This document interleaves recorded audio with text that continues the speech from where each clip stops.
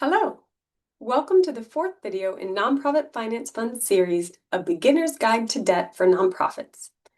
In this video, I'll cover different types of lenders who offer debt to nonprofits. I'm going to go over 5 types of lenders. The most common are banks and credit unions. Also fairly common are community development financial institutions, or CDFIs. This is what Nonprofit Finance Fund is. We're a CDFI. You might also be able to get a loan from a government entity, a foundation, or an individual. I'll share some details of each type of lender, but first want to note that there's a lot of variety within each category. You can find good and bad actors of every type. Predatory lending is real, and you want to avoid it no matter who is doing the lending. Systemic racism is also real and shows up in predatory loans and in loan denials. The lending sector is improving, but is still far from perfect, so you do want to be really careful when you're selecting a lender. One question we get asked a lot is whether or not you can be in conversation with multiple lenders at a time. Our answer to that is yes, of course, absolutely. When you're exploring debt, we absolutely encourage you to have conversations with multiple lenders. Shop around, compare rates and terms, spend the time to find a lender that you like who will work with you. Debt is a medium to long-term relationship, so you want to find the right partner. Who that is, the definition of right, will depend on your needs and financial circumstances. So let's talk about these 5 options. Let's start with banks and credit unions. Traditional banks are for-profit businesses, which means profits are divided up among shareholders, while credit unions are nonprofits, which means there are no shareholders and profits are reinvested into the business. Both are driven by a profit model, though, meaning that they charge interest and fees that let them cover their costs and make a profit. It is their profit motive.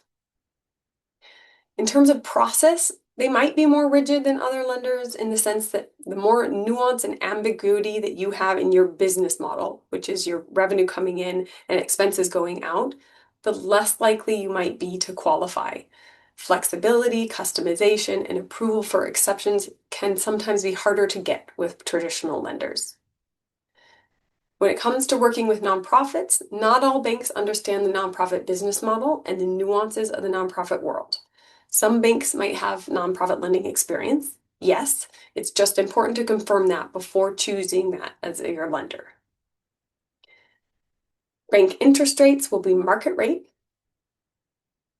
So in general, for first-time nonprofit borrowers, you may find that banks don't always offer the flexibility that you need, but if your nonprofit already has a strong relationship with your bank, then that bank should definitely be on your list of options to explore. Another common type of lender is CDFIs. CDFIs are great options for nonprofits. I'll explain why in a minute.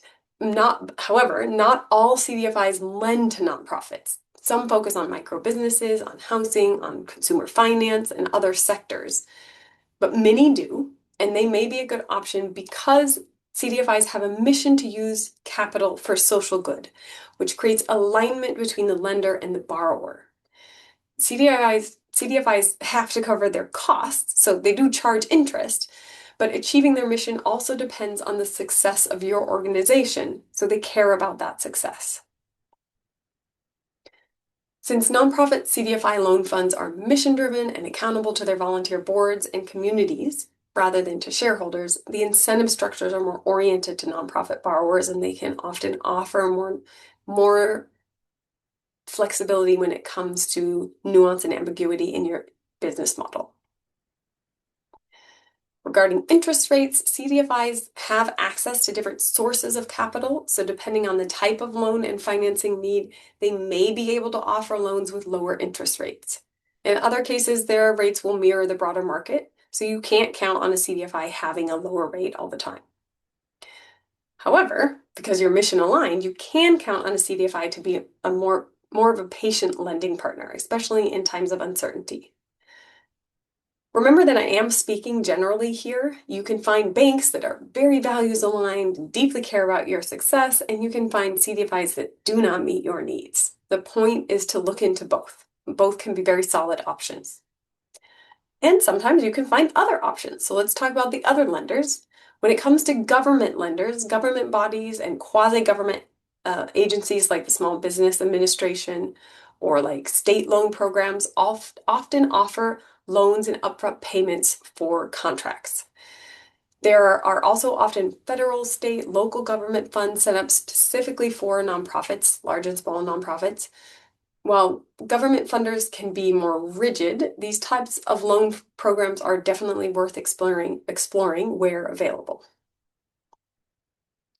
When it comes to foundations, some foundations have programs offering nonprofit loans through program-related investments or mission-related investments. You might hear these referred to as MRIs or PRIs. These programs will depend entirely on the foundation setting them up, and they're very rare, so it's likely not necessarily a realistic option for most nonprofits.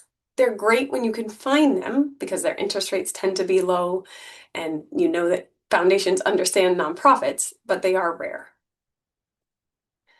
And finally, you might be able to get a loan from an individual. We usually see individual loans from board members, but it could be any individual. So there's not a lot of generalizing we can say here. We do recommend being really careful with these loans, as we've seen both organizations and the individual giving the loan get into tricky situations with these types of loans. Remember though, as I said at the beginning, there's a lot of variety with these lending categories. Whatever type of lender you pick, you want one that you feel comfortable building a relationship with.